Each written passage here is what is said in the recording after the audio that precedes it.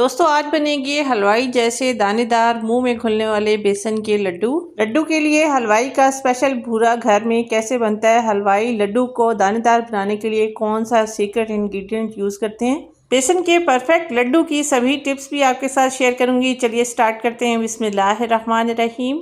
अस्सलाम वालेकुम, मैं हूँ इरम कुकिंग बाइट्स में आपको वेलकम करती हूँ। बेसन के लड्डू बनाने के लिए सबसे पहले 2 कप बेसन लेकर उसको छानेंगे।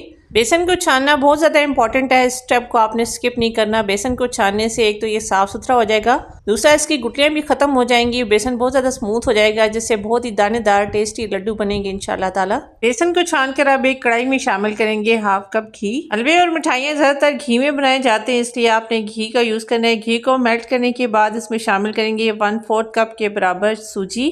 बेसन के लड्डू को दानेदार बनाने के लिए थोड़ी सी सूजी भी इसमें शामिल करेंगे, जिससे बहुत ही दानेदार लड्डू बनेंगे। सूजी को आपने ब्राउन नहीं करना, बस हल्का सा इसको फ्राई करेंगे। यहाँ पर 1 मिनट हो गया है सूजी को स्लो फ्लेम पर फ्राई करते हुए। हल्की हल्की इसमें से खुशबू आने लगी है। अब जो बेसन हमने छान के रखा था वो इसमें शामिल करेंगे। बेसन को मिक्स करते हुए स्लो फ्लेम पर बेसन की भुनाई करेंगे। बेसन को मिक्स करते हुए आप देखेंगे कि इसमें बेसन थोड़ा सा ड्राई लग रहा है, लेकिन आपने इसमें एक्स्ट्रा घी का यूज़ नहीं करना। 2 कप बेसन के हिसाब से हाफ कप घी इसमें इनफ होगा। ज़्यादा घी अगर लड्डू में डालेंगे तो लड्डू नरम पड़ जाएंगे। अब इस पॉइंट पर टाइम लगाकर आपने अच्छी तरह से बेसन की भुनाई करनी है। स्लो फ्लेम पर 4 से 5 मिनट तक अच्छी तरह से बेसन को भूनेंगे ताकि बेसन कच्चा न रहे। और ये देखें, कुछ ही देर भूनने के बाद बेसन का कलर हल्का सा चेंज हो चुका है और बहुत ही प्यारी सी खुशबू भी बेसन से आ रही है। अब इसमें शामिल करेंगे हाफ टी स्पून के बराबर इलायची पाउडर। इलायची पाउडर मिक्स करने के बाद अब half tea spoon orange food colour इस तरह से थोड़े से पानी में मिक्स करके डालेंगे। फूड कलर से लड्डू का कलर बहुत ही अच्छा आएगा और जब पानी का हल्का सा छींटा इस मिक्सर में लगेगा तो बहुत ही अच्छा सा बेसन के अंदर दाना बनेगा। और इस बेसन से जब लड्डू बनेंगे तो बहुत ही हलवाई जैसे मज़ेदार और दानेदार लड्डू बनेंगे इंशाल्लाह ताला। अब आपने करना ये है कि बेसन को आपने इतना भूनने के दोबारा से ये बेसन घी छोड़ना शुरू हो जाए। तो कुछ ही देर मजीद बेसन को भूनने से आप देख सकते हैं बेसन हल्का हल्का घी छोड़ना शुरू हो गया। बेसन की भुनाई में आपको 7 से 8 मिनट ज़रूर लगेंगे। जितना अच्छा बेसन भुना होगा उतने ज़्यादा बेहतरीन मज़ेदार लड्डू बनेंगे। बेसन को भून कर किसी खुले बर्तन में निकालेंगे। कढ़ाई में आपने इसको नहीं छोड़ना, कढ़ाई गर्म है, नीचे से ये लग भी सकता है, इसलिए खुले बर्तन में निकाल कर आपने बेसन को अच्छी तरह से ठंडा करना है। अब चाशनी बनाने के लिए सबसे पहले पैन में डालेंगे 1 कप पानी।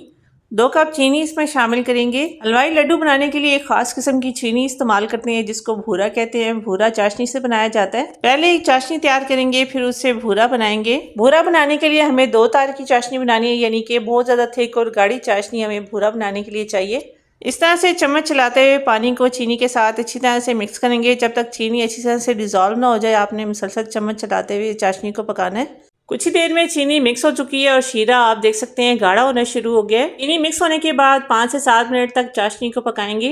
फिर चाशनी को इस तरह से ठंडे पानी में डालकर चेक करेंगे। अगर पानी में जाने के बाद ये इस तरह से क्रिस्टल की तरह एक बॉल सी बन रही है, इसका मतलब है चाशनी रेडी हो चुकी है।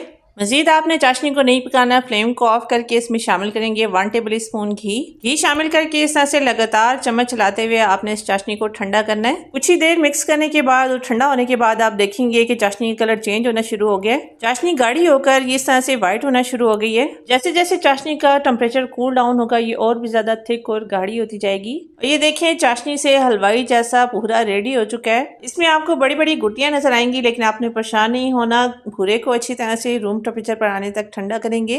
भूरा बिल्कुल ठंडा हो जाए, रूम टेम्परेचर पर आ जाए तो मिक्सी जार में डालकर इसको पीसेंगे। भूरे के बड़े बड़े पीसेस थोड़ा थोड़ा करके आप इसको ग्राइंड करेंगी तो आपको पीसने में बहुत ही आसानी होगी। भूरे को पीसने के बाद स्ट्रेनर पर डालकर छानते हुए आपने बेसन के मिक्सचर में इसको ऐड करना है। इस स्टेज पर भूरा छानने के लिए आपने मोटी छन्नी का इस्तेमाल करना है। बेसन के हिसाब से इसमें 1 कप भूरा इनफ होगा। आप चाहें तो टेस्ट के मुताबिक भूरा कम या ज्यादा भी डाल सकते हैं। बाकी बच जाने वाला एक्स्ट्रा भूरा वेस्ट नहीं जाएगा, आप चाहे में इसको यूज कर सकते हैं। भूरा डालकर बेसन के साथ इसको मिक्स करेंगे।